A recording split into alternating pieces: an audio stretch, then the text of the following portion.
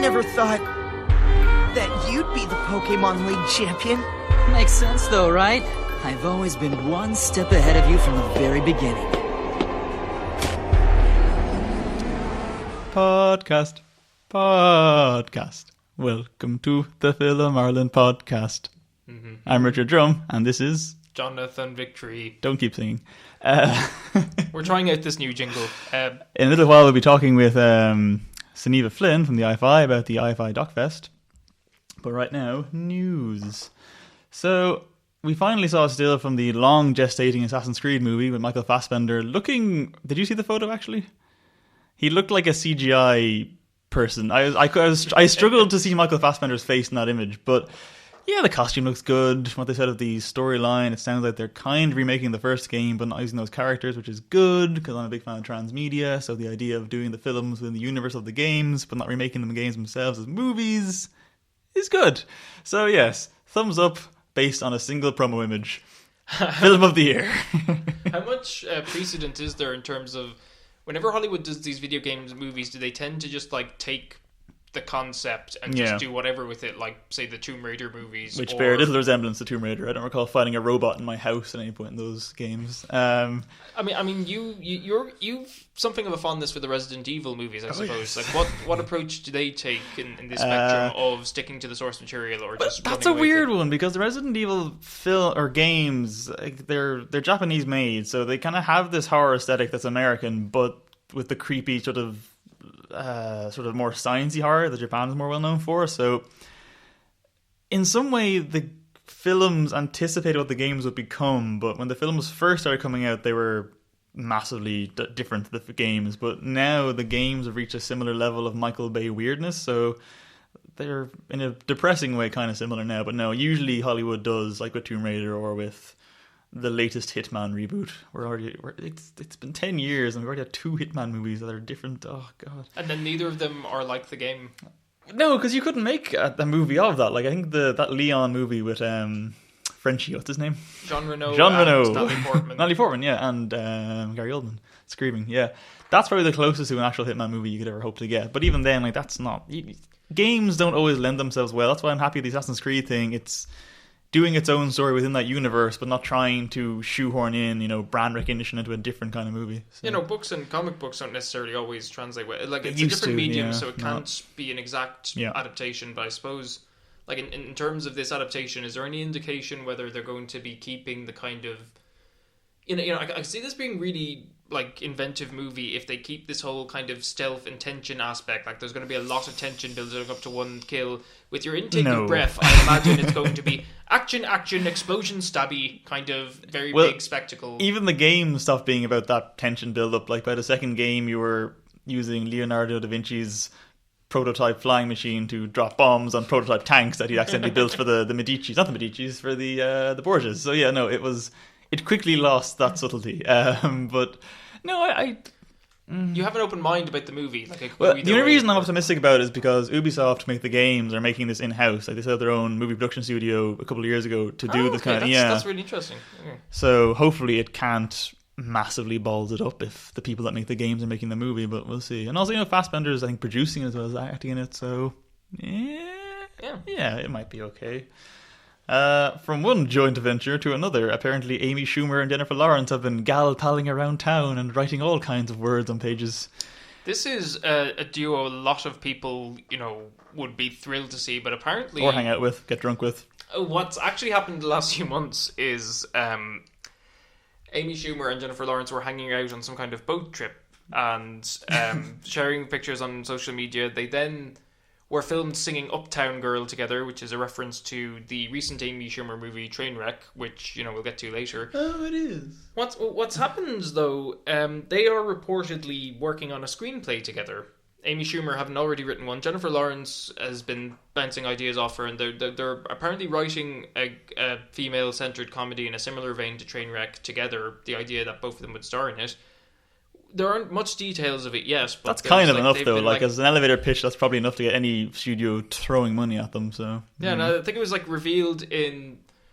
And I think it was Lawrence was being interviewed, and she was in the middle of the interview. She texted Amy Schumer to check if it was okay to announce they've been working on the thing, and she said, "Is it okay if I go public?" And she responded with, "Yeah, you should come out of the closet. It's a great moment for you to do it," and or something like that. So but they're just so down to earth, like you and me. They're so much fun. I know. So it was either Lawrence being interviewed, Schumer text her, or the other way around. Yeah. But they're kind of their sensibilities, like especially if you kind of see them in interviews or their public persona, they seem like a good fit. So it actually makes sense that they're friends, and like we all want to hang out with them. But apparently that screenplay is in the works. It, as you said, that just their two names alone is enough for a pitch. So it probably will be greenlit soon. More details as they come.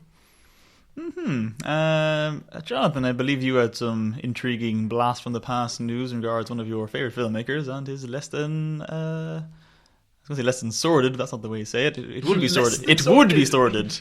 The more than sordid ideals of his savoury. Less than savoury. I mean, you see, that depends on your outlook on the adult film industry, which Orson Welles was apparently briefly involved in.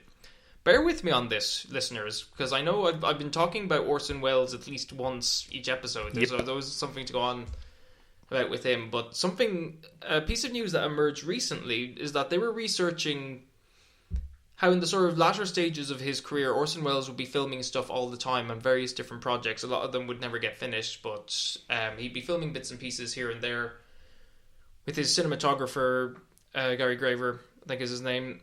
The thing about his cinematographer is that he spent a lot of time just hanging out with him, working on these projects, often for no money, in order to bring in a living for his family. While working for Orson Welles a lot of the time, he would then also work in the pornography industry of the 1970s. Did he walk around in like the giant coat with the big hat and the scarf and everything? I hope he did. But like what was interesting is, I think as a favour or as a form of non-monetary compensation for his work for Orson Welles, what basically happened is Graver shot a scene. It was two lesbians in a shower, and he asked if Orson Welles, the director of Citizen Kane, the world famous filmmaker, he asked him if he would help edit this thing because it was a tight deadline and there was all this other stuff to get done. So Orson Welles edits it, and it's apparently edited in a very sort of experimental way. The edits are done very quickly. If anyone has seen F for Fake, the movie they did make together, it's a very interesting documentary about the art world, but it was noted at the time for how fast-paced its editing was. So Orson Welles, I suppose, was often experimenting well into late in his career. He saw this footage of porn as an opportunity to try out some of these editing techniques, and it's just a very kind of, it's a really bizarre footnote of film history, especially when you consider around the time Dick Cavett, the American talk show host, he was interviewing Orson Welles, and he actually asked him about pornography, because this was the first moment where pornography was going mainstream, and he asked him, do you think there could ever be a masterpiece made in the pornographic world? And Orson Welles said something to the effect of, you could make a porn that is a masterpiece of porn, that is like a very good, very sexually exciting porn, but you couldn't make a masterpiece that was porn. Like you could, because porn has such a specific aim in terms of what it's going for, as a cultural form. So you couldn't make something you couldn't make like the Citizen Kane of porn, because it's just porn, it's straightforward. And I kind of, at the time, I just thought Dick Cavett was asking him because, well, you're the director of Citizen Kane, you're this figure people look up to, you know your stuff about filmmaking. What do you think about this new porn thing? I didn't realize watching that on YouTube that like he actually had dabbled. He dipped his toe in the water of the burgeoning mainstream porn industry. So I think just the reason I keep coming back to people like Orson Welles or Stanley Kubrick or whoever, you can keep finding out new things about them, and they're really like weird and interesting. So like by all means keep looking into the background of people who, even though they may be late or their careers are long over, there might be all sorts of interesting little nuggets of weird trivia you can find out. Yeah. And from one legendary dead filmmaker to another, sadly Wes Craven passed away, and that's a bit shit. Jonathan, you said you're not very familiar with his work. I would like to claim that I am, but I actually haven't seen as many of his films as I'd like to, but I can obviously, as a big fan of horror, appreciate that he was one of the instrumental directors in starting off the whole slasher trend, which obviously turned very sour very fast. But Nightmare on Elm Street, the first one, still holds up very well. If it wasn't for that, we wouldn't have a lot of things. I don't actually much care for the first Scream movie, but again, I appreciate what he was going for. So good job, Wes Craven. I do remember it being funny, but I suppose from that point on, I think it was all about. I suppose it came along at a time when people were starting to become so genre conscious, and so savvy about the conventions, tropes, traditions that happen in these kind of movies. It's about the line of how do you sort of have a take on that material that's still fresh, or are you going to go meta and draw attention to it? How long can you do that before it wears thin? It's it's a challenge, I think, for filmmaker, and especially since he started his career, it's become even more of a challenge. There's been outpouring of just respect for him, though, and like what he's contributed.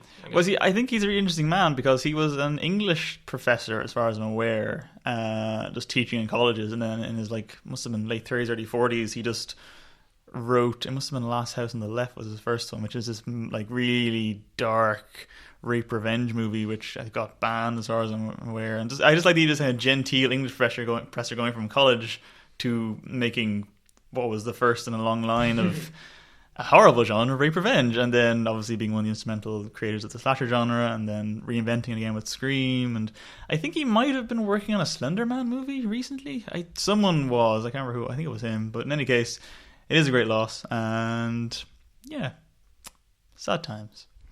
We sat down to speak to Sunniva Flynn from the Irish Film Institute to talk about the upcoming IFI Documentary Festival, which you should definitely go to, as you will hear. Sunniva, hello. Good afternoon. So tell us a bit about the Irish interest in the Documentary Film Festival. Right, well, as you probably noticed, we've renamed the festival. We're the IFI Documentary Festival this year, and it's an exciting year for us. The Irish content this year is really strong and really varied. Good. So it's not just a series of Irish feature films, but there's shorts and there's restorations and there's workshops and all sorts of things. So I think there's a lot to look forward to. Any particular favourites of yours in the lineup? Well, I must admit, because of where I've come from after decades, I'm very excited about Bargaintown, the documentary that we've been involved in the restoration of with the Goethe Institute. It's a documentary made by a then young filmmaker, David Jazet. I'm not sure if I'm pronouncing his name properly, but a German filmmaker who was here in 1988, and he was very smitten with Dublin Quays particularly, and he made this beautiful documentary along the quays, which is a very kind of quietly paced, reflective kind of observational piece, where he films the quays before the Celtic Tiger takes hold, so before any kind of redevelopments have happened. And not only is he taken with the look of it, but he's very taken with the inhabitants. So there's some terrific interviews with tradespeople, with fellas who own shops and barbers and barmen, and it really captures a kind of Dublin that perhaps could only have been made by an outsider, by a German. Very often you have that nice objectivity that for me is something that I'm particularly interested in. But there's many more highlights. Ask me about other stuff. Well, yes, please tell us about the other Irish films that are showing there. Okay, well, the from the old to the brand new, and just it will be hot off the presses. Dervla Glynn's new documentary, feature-length documentary about the war in the Congo, will be a really probably difficult, dark, troubling piece about the war in Congo, and particularly about the effect on women in the Congo. There's been a very high incidence of rape and sexual violence as a tool of the war there in Eastern Congo. Yeah, that sounds very interesting. As you said, it sounds very bleak. Yeah, well, I think it will be very illuminating. And the fact that she has, personally very bravely gone into the war zone. And I think, as a woman with a handheld camera, technology allows people to get into places that they probably wouldn't have done before with a certain discretion. And I think it will be very interesting to hear her talk about her practice and how she has gained access to not only only the women but the men who have perpetrated these crimes upon the women. So that has been one of her focuses, to look at the young men who themselves are kind of victims of war. They're kind of very young men who would have been enlisted at a very young age, and how they are reacting to war crisis, I think is going to be particularly interesting. So another film caught my eye called Turning Tide. You want to tell us about that one? Yeah, Turning Tide is a film made by a French filmmaker but Irish-based, Loic Jordan. And Loic has made this film over many years in Inishbofin in Donegal. So he's a person who became aware of the challenge to small fishermen by European legislation that was insisting that they couldn't fish in particular territories, they couldn't fish for particular kinds of fish. So this documentary follows the campaign that is instigated by these small fishermen to change European law so that they are allowed to fish in their own territories. So it's one of those documentaries that is in service to its subjects. It's helping them to communicate their message. With this screening, we will be bringing in politicians who would be potentially instrumental in changing the law, or having a voice in seeing that the law would be changed, and would be brought along in the campaign to make changes. So it's a really important one, and this is a particular kind of documentary that I suppose has resonance beyond consciousness changing of an audience, but it has a very kind of direct political implication potentially when we curate the appropriate Q&A after. You have politicians in, you have the director in, and the fishermen will be there as well. So it's going to be an important one.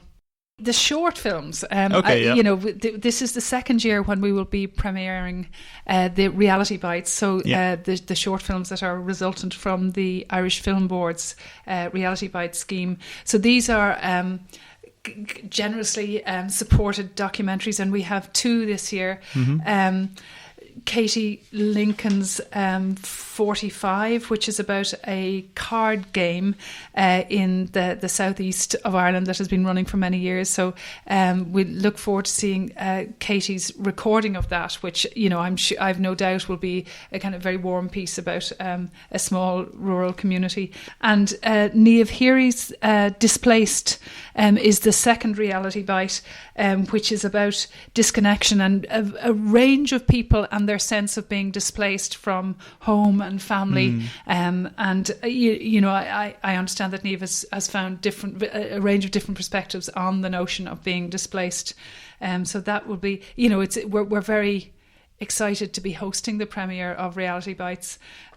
So these will then be complemented by a series of 5 short films that are independent works, and they include live action and animation. So it's a really strong programme, and the shorts programme has been curated by my colleague Michael Ryan, who looks after shorts programming in the IFI. There was something that stood out about it to me as well, and I mean, it shouldn't be a thing that stands out, but I think I know what you're going to say, and I have to thought the same thing. These are all female directors. Maybe there should be some kind of panel or talk during this festival about this topic. Wait a minute. What an interesting segue. And yes, I think reasons why, might be explored in the Women in Television panel, which is happening on the Saturday morning at 11. Not reasons why this programme contains just women, but why women perhaps are finding their feet, or finding themselves in the role of director more often with documentary than with feature films. So this panel will look at those things. So that's on Saturday. On the Friday, I think any of your listeners may well be interested in our Industry Day on Friday. So we're fine-tuning the panels there, but it traditionally is a day where we invite our guests who may be coming in for the festival. So people who are established documentary makers will have an opportunity to speak with audiences, but also we will be bringing in commissioners and film festival programmers and established producers and directors here to talk to their peers, or to maybe younger filmmakers who are just starting in the game. There are a number of interesting issues that are going to be teased out there. There will be sessions where we're bringing together, for example, broadcasters and feature film commissioners, and considering differences between television and theatrical spectatorship and production demands. So, I think a lot of theatrical filmmakers are faced with differing demands of commissioners. So, a theatrical documentary is 80 plus minutes, a television is 52, and how do you chop and change that? Which master are you serving? And I think these have very interesting implications for directors, producers, right from the start. I think, audiences love the opportunity to come in and immerse themselves in the form, and to think, on the one hand, to think about the content. I think with documentary filmmaking, unlike with feature film, audiences very often are content driven. They're interested in the underlying story more often, I think, than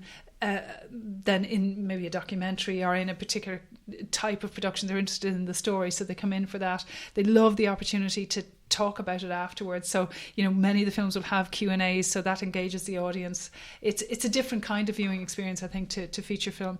And we certainly found that, audiences really, are looking forward to this festival, and they just, lots of people just buy up tickets for the whole weekend and just kind of gorge themselves on contemporary documentary production. So it really is something to look forward to. Well, thank you very much, Sunniva, for joining us. That was a very enlightening talk. There's a lot to look forward to. And check out Bargain Town by the sound of the thing. That sounds really interesting. So thank you. Everyone should go see that. Great panels, great movies on. Yeah, check out the IFI Documentary Festival. And back to reviews. So there's been a lot out since last we met. Humble reader. Reader of the airwaves. Of your aural audio waves reaching your ear balls. So I want to quickly go through, I know you haven't seen these, Jonathan, but a trio of crime procedurals, because again, who doesn't want more of those? Well, okay, let's say 3 pseudo-horror movies. Marshlands, which as far as I'm aware didn't actually ever get released over here, despite having a release date and me seeing a screener for it. But anyway, it's essentially True Detective Season 1, but set in Spain. In the 80s, I think it was, when did Franco and all that crap happen? Franco and all that crap was from the Spanish Civil War in the 30s right up until his death in the 70s. So was this like after he was deposed? Because it starts off after when democracy was established. So that's kind of the backdrop to that movie, and it doesn't go anywhere, because I don't mind movies like that trying to have a very specific socio-political place and time and then like make some point about that or something, but they don't. It's the background, some girls go missing, yada yada yada, serial killer, true detective, blah. It's fine, it looks very pretty, it's quite bland, and True Detective Season 1 was better because it had horror elements. This was just... I will say one thing though, it was very misogynistic, but not in a sort of, we hate women. It was more like, look how shit women's lives are because of what men do. So as a bit of kind of, I don't want to say propaganda, but a piece of...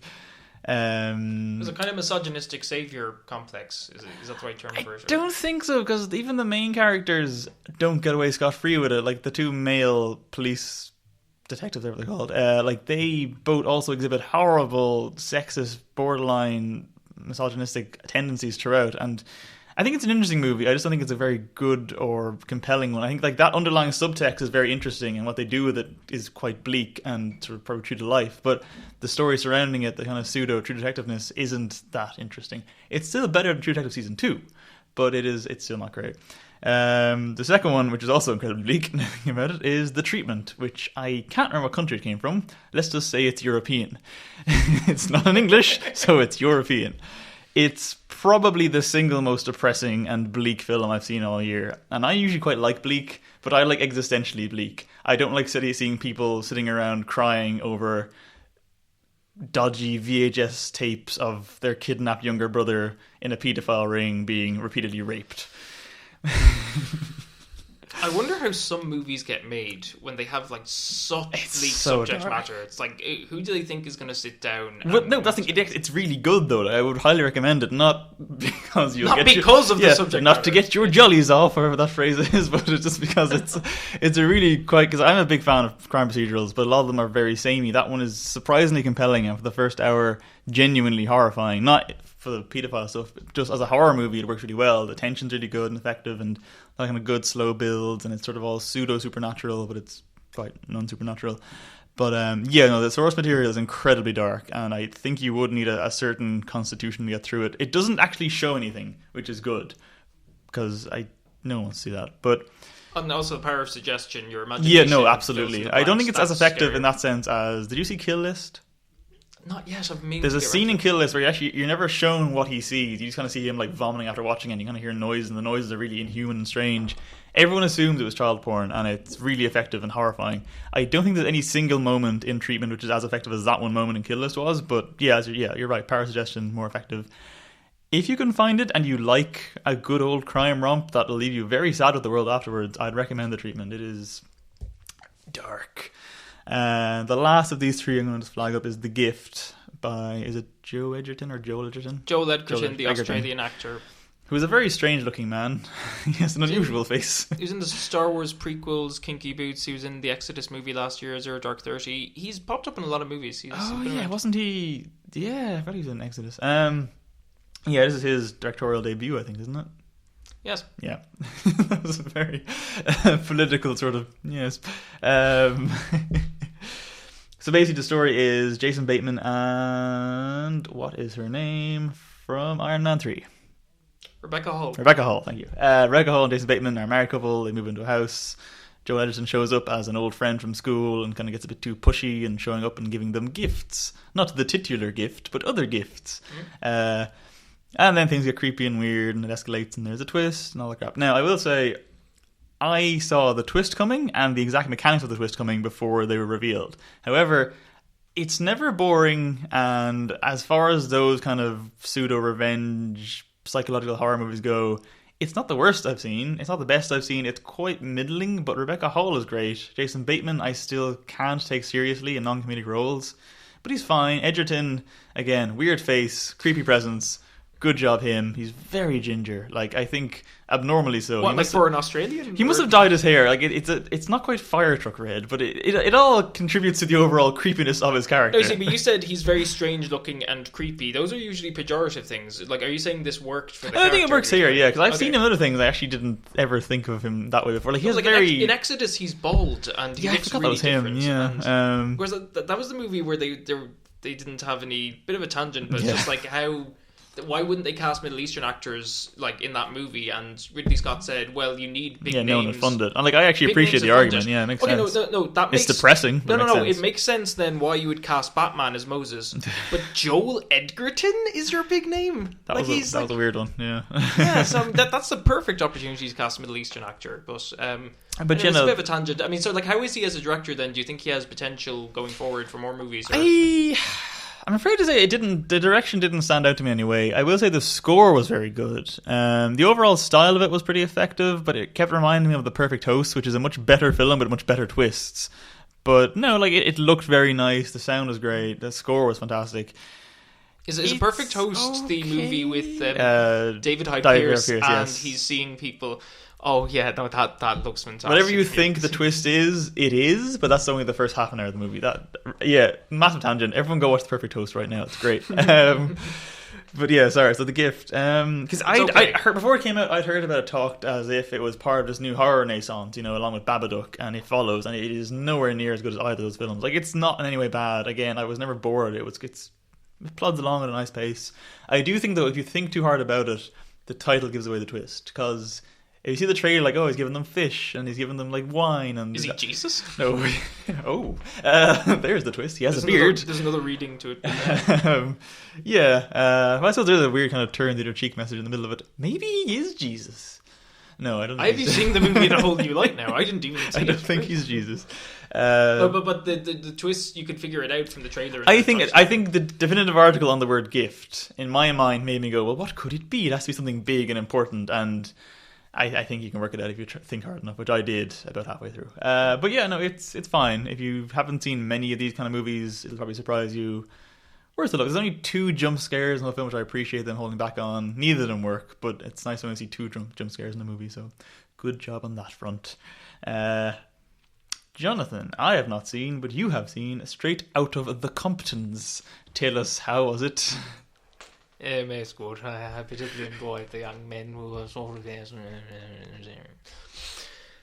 No, I mean, I don't know much about rap music, but the hippity hoppers of 1980s California, centering specifically around the formation of NWA, Niggas with Attitude, a very influential rap group of the late 80s, early 90s. I hope, because I'm just quoting the name they chose for themselves, I know. I'm okay, but I saw it because this has been doing very good box office in America over the last few weeks, and it's a very underserved demographic, yeah, so it makes sense. No, but it's not just that it's had quite a broad audience, though, hence its number one box office spot ahead of all these tentpole releases, and American media had the temerity to report on it as a slow box office weekend, as Straight Outta Compton stays number one. Also, what was worse than that, like the fact that they attribute all the success of like movies with white cast and white subject matter, like that's like, oh, it's a big success, and this movie is just like, but it's black people. No, there's something wrong. People aren't going to cinemas this week. So I mean, that's offensive in and of itself. But what's worse was then CNN running a headline about how there were no shootings during the first weekend of it showing in the cinema. Oh my god! And what I suspect happened is because this America, there are a lot of shootings in America. People going into cinemas or public places. Wasn't there? Trainwreck, actually. Yeah, and so I mean, it's really horrible whenever that happens. And actually, there's another one last week where someone tried. They stopped them before they got there. It wasn't a cinema thing though. Someone had brought guns to a Pokemon convention in Boston, I think. They caught them before they went in there, but like that almost ended in equal amounts of insane. Who has tragedy. a vendetta against Pokemon? I have no idea. I mean, America's a frightening wasteland. With the amount of violence in America, I saw a map of where all the shootings have happened in the last few years. Yeah. The only state where there hasn't been a shooting is Wyoming, for some reason. If anyone out there has a theory as to why that is, get in touch. But I mean, it's worth pointing out that so this context of violence in America, which anyway, as I was saying, CNN were reporting on. I think they were prepared for there to be a shooting, and they were going to have loads of coverage of it. But there wasn't. They had to run a story of how there wasn't a shooting. And if I remember correctly, it sounds like an Onion article, like no shooting. But this was like on CNN. The Onion is becoming the real news, and depressing. The actual news is just it's so depressing. It's because as far as I remember, it's all white people who are shooting up the cinema and school. I remember Chris Rock had a joke about like white kids like saying, "I want to go to a black school where it's safe." Like it's I mean, all these issues with America, with race and violence, they're explored really well in Straight Outta Compton, and I think that's what elevates it above the usual level of a music biopic. Because I think you could go into this not knowing much about rap music. It's about Dr. Dre, Ice Cube, and Eazy-E forming NWA. And following them from the late 80s to the early 90s to all the kind of... There are issues in terms of internal disputes they have in terms of contracts and feeling betrayed by each other. There's, dealing with their manager played by Paul Giamatti, who I wasn't expecting to see in the movie. It's quite good. But, the one thing I keep hearing mentioned, though, is that they didn't address the period when... Dr. Dre threw his girlfriend down the stairs or something. That's apparently skipped over, and that sounds annoying. What this biopic does, I was looking at the director of it, F. Gary Gray, because I was like, this movie is very well directed. We're going on a lot of tangents here, so the bottom line is go see this. It's great, but having said that, it's not without sort of issues around it. F. Gary Gray, it turns out, was the director of Friday, which was a movie Ice Cube co-scripted and starred in the mid-90s, and I think since then F. Gary Gray has directed music videos for them. So basically this project, they've been trying to get this project off the ground for years, and they had him in mind as director, as like a colleague of theirs. The movie it's not a hagiography in the sense that it's not uncritical of them. It does show their flaws and how kind of quick to anger, quick to conflict they were. The sort of homophobia, a certain amount of misogynistic aspect to it. So it's not like an uncritical approach to it, but there were basically reports that there was a lot of abuse of a physical and sexual nature that Dr. Dre had specifically committed against women, the movie doesn't cover. So when this came out, I think Dr. Dre issued a statement apologizing in some sense for what he did, because I think it's kind of it is something that is absent from the movie. What is in the movie is all their dealings with the police, brutality before and after they become famous, the very interesting issues around freedom of speech, around just all this stuff about police brutality, which just, because of everything that's been happening in America the last few years, it feels very current. There's an opening scene in Straight Outta Compton, shows Eazy-E in someone's house just as a drug raid is beginning. It's a really well shot action scene, and then the title comes up, Straight Outta Compton, and then it takes you through the movie, introducing all the characters. Their names come up. It establishes it very well, moves along very well. It is a long movie. It is kind of like a proper sort of saga movie about their rise to power, as it were. So it kind of feels structured almost like a crime saga like that. But it moves along really well, and for someone who is interested in rap, but I perhaps didn't know as much specifically about NWA and what happened to them, and I didn't know how it ended either. So the ending works really well for me. And what really works well is that the three actors are fantastic, and if there's any justice in the world, as in no racism in Hollywood, they're going to get more work out of this. And you would think, like, because it was such a box office success, hopefully there'll be, Hollywood might be a bit more open-minded about more diverse casts or more diverse subject matter. We'd have to wait and see. Given how they were reporting it as like a slow box office weekend. Yeah. I would suggest they're nervous about it. This movie, though, it touches upon so much that is still relevant, though. Very funny, very well acted, very well directed. I'm really surprised by how much I like this movie. I think it will be in my top 10 at the end of the year. I think you should go see it. Maybe.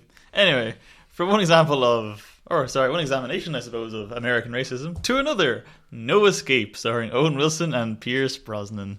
And Lake Bell, for some... I don't know why she's in this movie. Because she usually does comedy and... Owen Wilson! Wow, he's like usually in comedy and now he's in this as well, so... I can neither confirm nor deny if he does say the phrase, oh wow, in any point in this movie. I can't remember, I didn't notice. I do know that at one point, in slow motion, he throws his children off a rooftop, and it's amazing. To save their lives. They don't die, but it's a great, very funny shot. You were talking... I have to see this now. But I mean, you were talking earlier about Jason Bateman and these kind of weird and non-comedic roles. Yeah. Do you think there was a specific reason they cast two actors more known for comedy? I can only assume this is one of those scripts that was just kind of being tossed around and no one cared that much about. And because I think Owen Wilson has been trying in the last few years to get out of comedy exclusively. And Lake Bell, I suppose she's just sort of trying to get a reputation up a bit. So this kind of mid-level blockbustery kind of thing, not a bad idea, because it doesn't demand much of either of them. I suppose plot-wise, the two of them are Americans who leave America because of the economy. Probably a thanks Obama in there somewhere, I didn't hear it.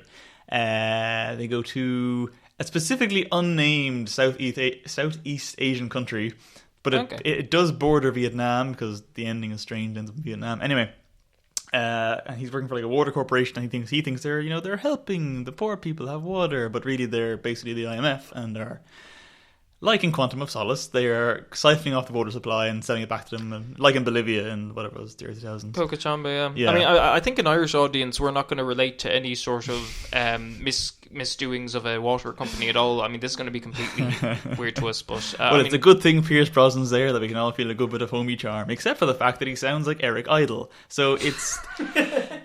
the effect is somewhat lost. This movie sounds more amazing the more you describe it. I mean, is it worth seeing? Or... Here's the thing, because I saw this trailer months ago, and I think I put it on Facebook kind of going, lol, xenophobia, the movie, whatever. And it is exactly as racist as you would think it is.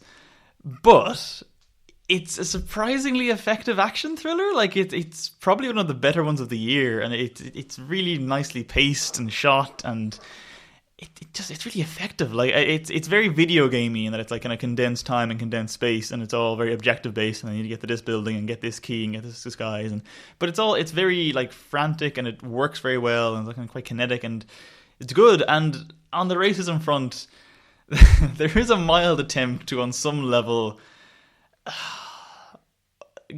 lose some of the guilt that they clearly have. And I can't tell if at one point this is a much more bitingly satirical script that was just diluted to being the insipid action movie we have now, or if it's some like late point of production someone went, Jesus, this looks really bad. Owen Wilson and Pierce Brosnan and Lake Bell and their beautiful little white children running down the streets from a horde of basically zombified, but not zombies, Asian people just screaming and setting fires. This looks a bit problematic. Let's throw in a scene where Pierce Brosnan in his Eric Idle voice, no, seriously, he sounds like the kind of say no more kind of, that's what he sounds like. His accent, he was never good at accents, but he's really bad here.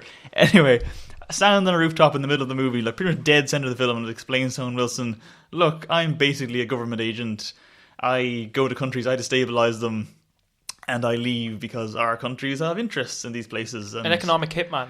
Essentially, yeah. He's basically saying, I am the IMF personified. Fear me, but also I hate myself. So then there's a really funny line where he's like, oh, but the man on the street hunting you down is just trying, he's like you, he's a father trying to protect his own family. Which is fine, you can say that, but if the actual direction and editing still others these people to basically being inhuman, you can't get away with it, but a single hand wave of Pierce Brosnan going, well, I'm the real villain here, dies. Spoiler. But yeah, no, actually I wouldn't not recommend it. I think it's surprisingly fun, and yeah, not as racist as it seemed like it was going to be. Okay. And in a weird way, it kind of feels like a ground-up remake of Quantum of Solace, which I'm kind of in favour of, so yeah. Yeah, no, I'm curious now. I mean, like, Owen Wilson as the serious lead, is it distracting at all? Is he fine? Initially, it seemed like it was, but I think they don't go full serious. Like, him and Lake Bell are sort of, they're not quite kooky-quirky, but, they're sort of a jokey kind of couple. Yeah, they're more kind of modern couple when they I trust Lake Bell to be serious. I think just for some reason, Owen Wilson, I don't know. I know what you mean, It's hard to picture him in, like, serious leading man role, but he acquits himself well. He's fine. He's perfectly adequate. I think everyone's perfectly adequate apart from Pierce, who's just he's so desperately trying to Liam Neeson his career. And I think if anyone saw Survivor from a couple of months ago with Mila Jovovich also acting that one, it's awful. It's terrible. He's dreadful in it. It's very bad. But he's better here. So if he does end up trying to take over the Liam Neeson mantle after Big Liam hangs up his gun and boots and phone, Pierce wouldn't be the worst person, I suppose. Just get some, voice coach lessons and change the accent, because good God, man, good God. From that, I suppose a film we both seen, finally, The Man from U.N.C.L.E, Guy Ritchie's latest thing. Jonathan, what did you think of The Man from U.N.C.L.E? I liked it a lot. I was kind of surprised by it. The trailer makes it look fairly light, and like it is light. It's very like light watch, but it's just harken back to a kind of a more fun spy movie, very kind of cool representation of the Cold War era in the 60s. Yeah. Those who don't know, it's based on an old TV show about a Soviet spy and American spy who team up. Quite loosely based, as far as I'm aware, I think. Quite loosely based, but they team up, and it just moves along so well. It's so great. Armie Hammer and Alicia Vikander are great actors, and they're great. Henry Cavill, he's fantastic in it. Yeah, I've never been that impressed by him, and then all of a sudden in this, he's fucking hilarious. He's absolutely just hits the mark. Every single line, every mannerism of his. He sells the action part and the comedy part so well. I love him now. I'm just like, where have you been? Why weren't you this good in other things? Because it's just the. And he was really kind of along with like sort of the music and the set design and costume and everything sets the mood so well. But he was just great, and like people have been noting his resemblance to the cartoon Archer. So if they are doing a live action Archer, it should be him, because he has the comic chops to do it now. And just again, I was really impressed by. I broadly agree with your assessment. I don't fully agree. I couldn't stop thinking the whole way through that it could have been funnier, it could have been a better action movie, etc., etc. There's a couple of moments, and I know you laughed quite hard at one moment in particular when there's a fire in the background, shall we say. Yeah. Like that moment on paper I could see being really funny. In execution, it's just like, I would actually probably defend Guy Ritchie more often than most would, but I don't think this was great. It felt like someone doing a bad Tarantino. And I can't help but wonder if someone like Matthew Vaughn had made this, I think it would have been a lot kind of punchier, and the editing would have been faster, and the jokes would have hit better. And just because there's a car chase at the end of this, which is shot in a really unusual way, with a really unusual kind of bit of slow score over it. And I was really interested because I love car chases in movies, and I can get quite bored of some of them. We'll get to that later. Excuse me, I had hit puberty there for a moment. But this car chase, it's really limp. There's no tension in it. What did you think of that car chase at the end? Did you like it? Because I liked the idea of it, but I thought it was really boring execution. It switches back and forth from the, shaking the camera because the cameraman's deliberately shaking it, fast cutting thing, to like zooming out to a very wide shot and zooming in somewhere else with a lot of CG, and it's kind of with an almost like Birdman-esque score over, like kind of quite low. Yeah, that was shot in a weird way. There was another scene where they're breaking into somewhere they've been found, so they're running out, but the score is really jaunty, like this is such a caper, and like for me that just kills the tension in it. And you've seen the trailer, they're not going to like die in the scene, but just if you have like the fun music over it, it's no longer a shit they've been found. It's like, oh, you guys kind of scene. And I do agree it could have been better, and possibly if another director, Matthew Vaughn would have been perfect for this. I would much rather he directed this than Kingsman. But he can make both. Why not both? Time constraints, but I get what you're saying, like that maybe another director would have been slightly tighter with it. Having said that, I think it still works okay. Like it's still. I think it's pretty good. Yeah, I think it's good, not great. I think it bombed pretty badly, so we probably won't get a sequel. I'd like a sequel directed by someone else. Yeah, I would like a sequel directed by someone else. Also, Hugh Grant was surprisingly good in that movie. I don't like Hugh Grant on any level, but he was surprisingly good in that movie. As the old British spy. And, he was fun. I think in a related vein, Mission Impossible: Rogue Nation, which I know you haven't seen, so I'll quickly go through it. It's good. It's very good. Mission Impossible is a weird franchise. It started off as one thing and then has basically been a different genre for every movie since then, and it feels like they remade it and rebooted it 5 times now. But it kind of hit a nice mark with the 4th one, and I think they're kind of keeping up that sort of tone and style, and it feels like a weird conglomerate movie of all the Daniel Craig Bond movies so far, but a lighter tone. But it's a bit too long. Some of it's a bit cheesy, but by and large, it's one of the best action movies of the year. That plane stunt that's in the trailer is still as good in the movie. There's a really good car chase in that movie, actually. Simon Pegg, I'm glad to see him getting like a more beefed up role. He seems to get more beefed up role each one, seemingly.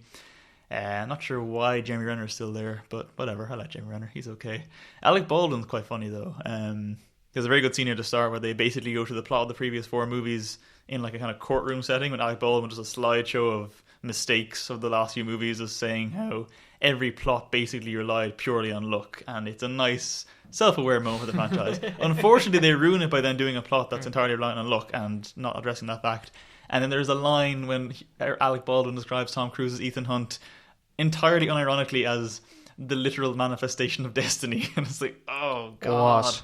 Yeah, but no, I'd highly recommend it. If you like spy thrillers, it's a better movie than Man from U.N.C.L.E. Man from U.N.C.L.E. has a better style visually, but I think it's a more effective action spy romp.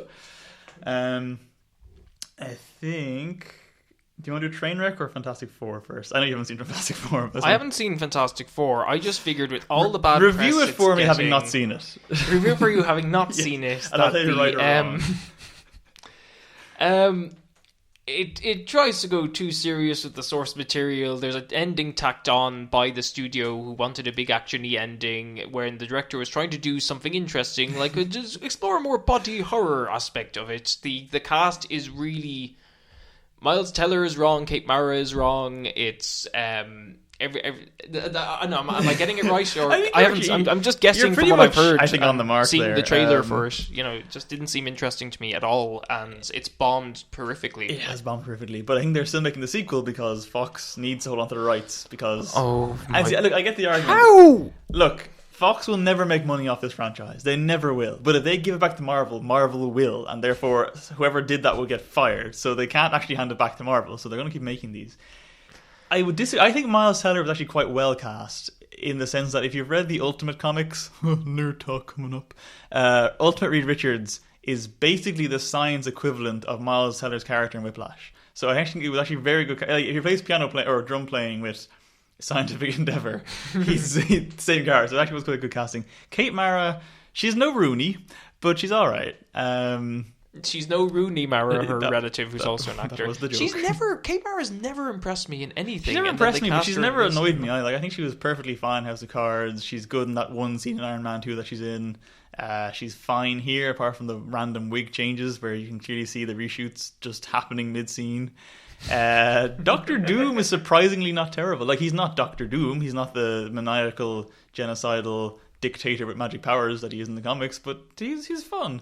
But yeah, no, don't see it. It's not good. But the thing is, I don't think it's fair to call it the worst movie since Batman and Robin, blah, blah, blah, which everyone is saying. Because it's not. It's just really boring.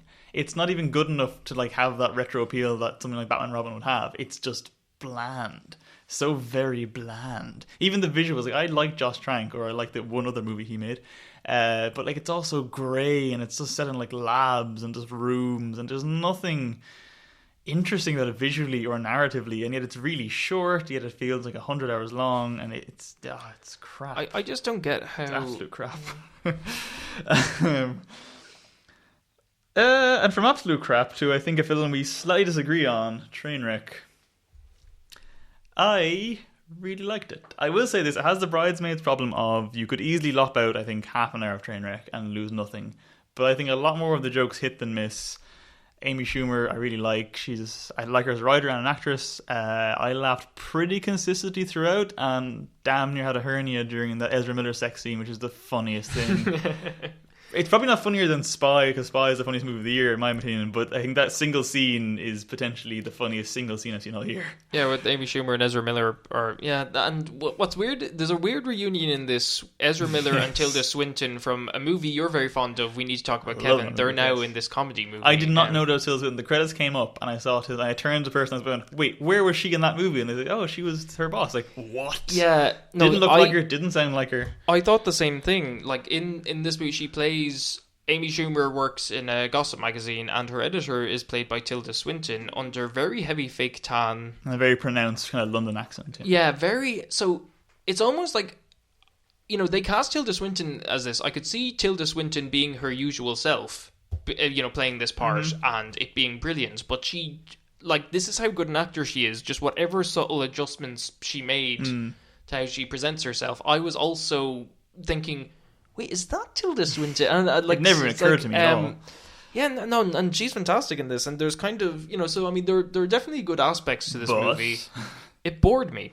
I found it really boring. And I think if we carry on with the Bridesmaids comparison, which is what the posters invite us to do by saying from the makers of Bridesmaids, Bridesmaids works a lot better for me. Not just narratively, but there are more jokes that land better in Bridesmaids, and in this. There's more jokes because Bridesmaids is like 2.5 hours long, and it doesn't need to be. Bridesmaids, Trainwreck felt so long though. It felt like it wasn't. I do like Schumer as an actor and a writer, but I think what happened in this movie, something happened that happens in a lot of American comedies, which is that they have actors ad lib. And they just let the camera roll. So they need a very kind of boring looking static shot as they ad-lib. And they get some funny stuff. And then they just put it in the movie. But the thing with this, there are scenes like that just go on for way too long. And they're not funny. Yeah. And I mean, I did laugh in this movie. There were bits I enjoyed. And there are bits where the acting is very good. There's a scene where Amy Schumer's acting is very good when something serious happens. But, you know, it's like on the whole, it's supposed to be funny. And it's not that funny.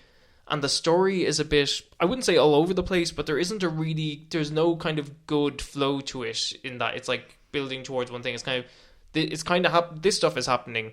Now there's this stuff for a while. Now it's, you know, and so like on the whole, I was just really disappointed by it because it was getting so much. I don't really disagree with any of your criticisms, which is weird. Like, I agree, especially in the first like half of it, or even the third of it, I'd say. There's a lot of jokes I would have cut out personally, or at least kind of truncated the punchline of. But yeah, I don't know. I laugh. Yeah, or they milk the punchline and things as well. Or that can be annoying.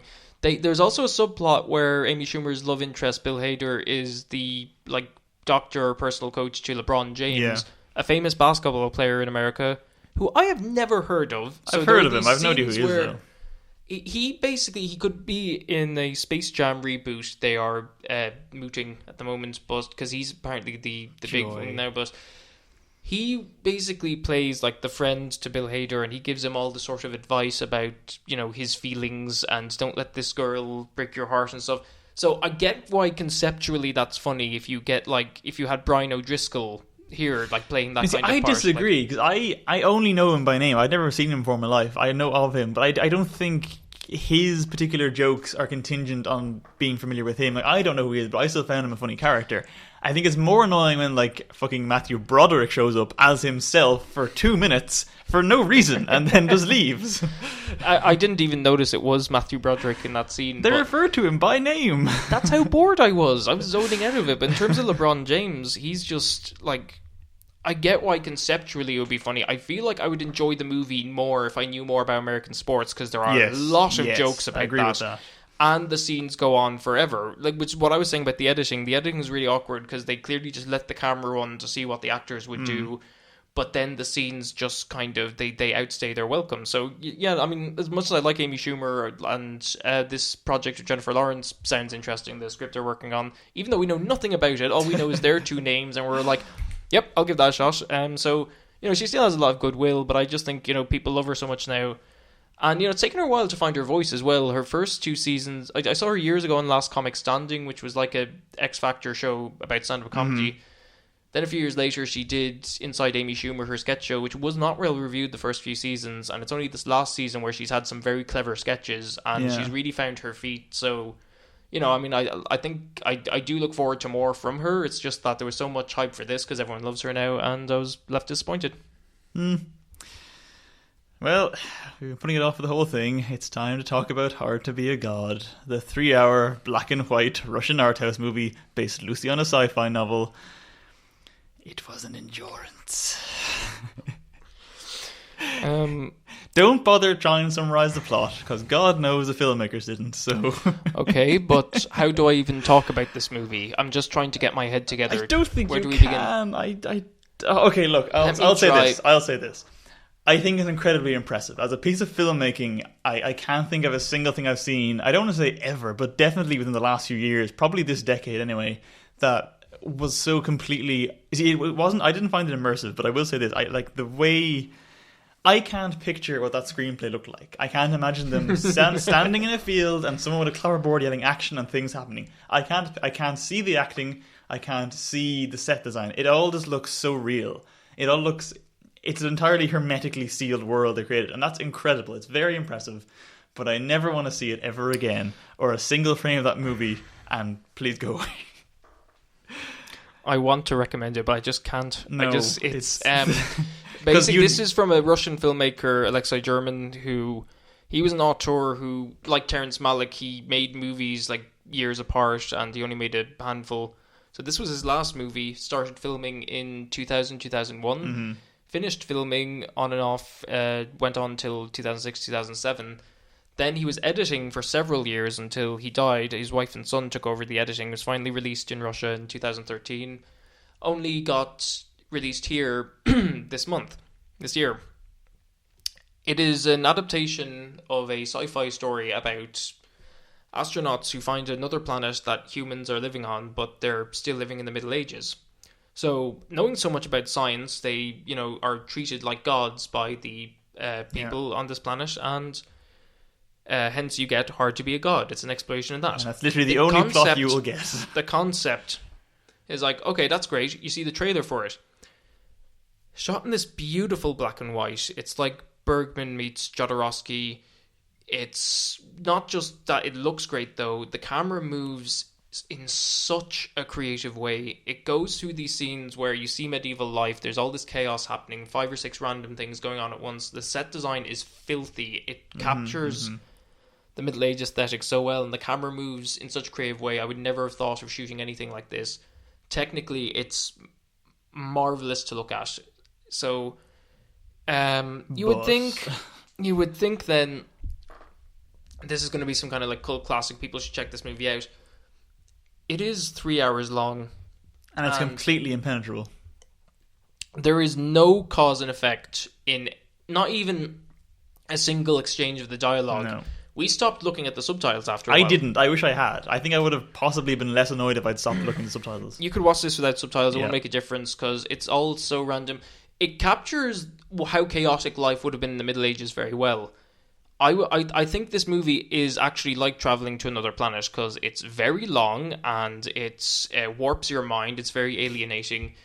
Because what happened, I think the first half hour, I was loving it. Because I think my eyes were just blown away by how inventive it was. And I did feel transported. And I thought, this is great. Second hour starts to drag. There are several points where the story, such as it is, could end. But it doesn't. And it keeps going. And it keeps going. And it keeps going. And the reason it's so exhausting is because it's random things happening 5 or 6 times. 5 or 6 things happening in the frame all at once. You can't follow any of it, and it goes on for way too long. The concept could have been executed so well in the space of 2 hours, and I think this would be regarded as a masterpiece of art house cinema. People would be saying, have you ever seen that really weird, fucked up movie where all that weird shit happens? And they'd sit down and watch it. Because it's 3 hours long, it genuinely felt like an eternity. I don't mean like figuratively. I felt like we were sitting there for thousands of years watching it. Then when it was over, I was like, I'm alive in the 21st century in a world of colour and I can go live my life now.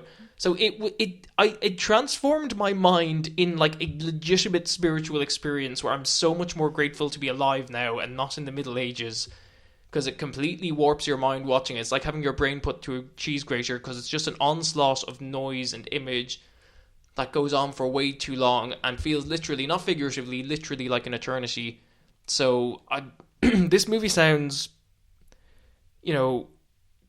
check it out if you dare. I think the best analogy I can think of is it's like visiting another planet.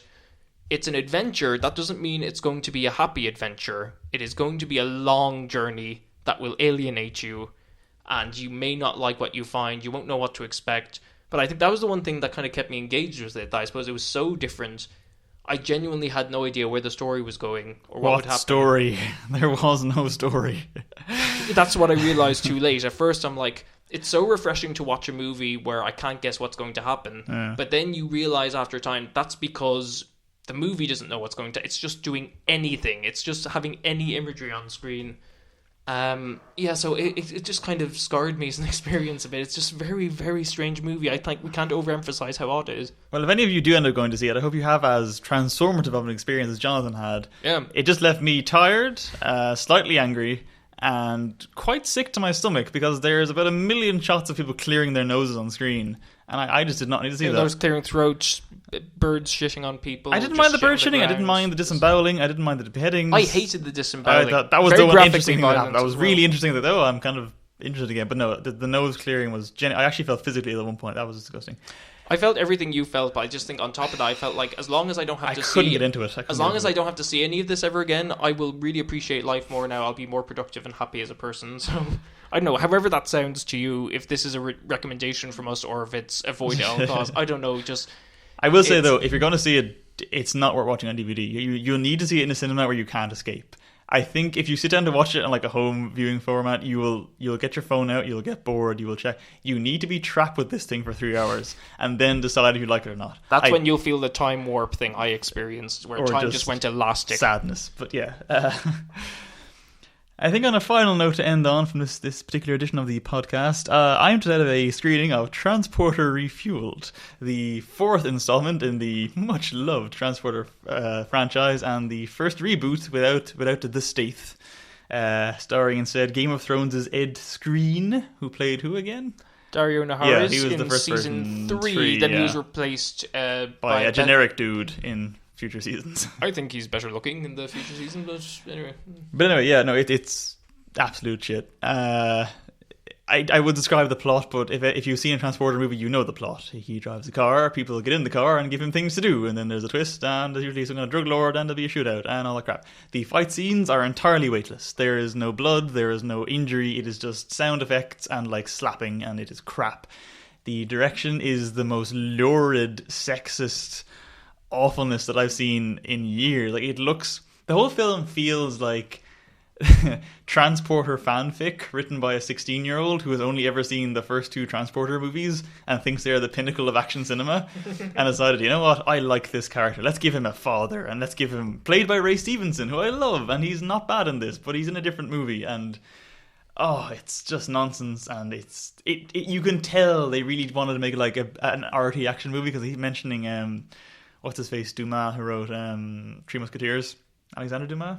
Yeah, and referencing that book and quoting it, and they have like the main characters. It's trying to be Mad Max Fury Road, and that the main character isn't really Frank. It's this trio, or these 4 ladies who are doing all the crime, but it's so hard. Like, it looks like an MTV music video from the 2000s where it's all just close up on bikini wearing asses in hot tubs with loud R&B playing in the background and references to my bitches and all that crap. And I'm pretty sure at one point at the end, I couldn't quite hear the dialogue, when the main bad guy finally finds the woman who's been doing all the damage, he goes, "I'm going to rape you," and then starts shooting at her. And I was like, oh, why? It's so horrible and lecherous and creepy. And I had a moment of terror at the end when the director's name came up and I saw that it was Camille. I thought, no, this can't have been made by a woman. You can't set back every movement of womankind by decades. Thankfully, he's French and it's a man, so it's okay. But yeah, no, avoid like the plague. It's not the worst film I've seen this year. Fantastic Four was worse made, but this made me so much angrier to watch. Yeah, no, if you want a nuanced portrayal of hip hop, straight Outta Compton. That's my recommendation out of any of these movies we reviewed. Just makes me sad to think about the guy who's the transporter. He left Game of Thrones, this very lucrative TV show that's iconic in a way for modern audiences.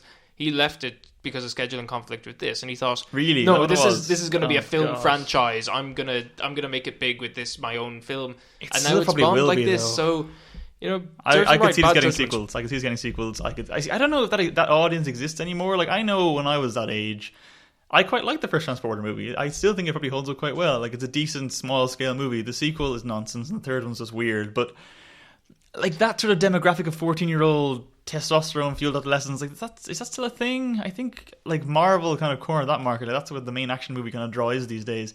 I'm not sure if that sort of weird, unironic adoption of kind of hip hop culture from the late 90s in an early 2000s guise still makes sense to a 2010s youth audience.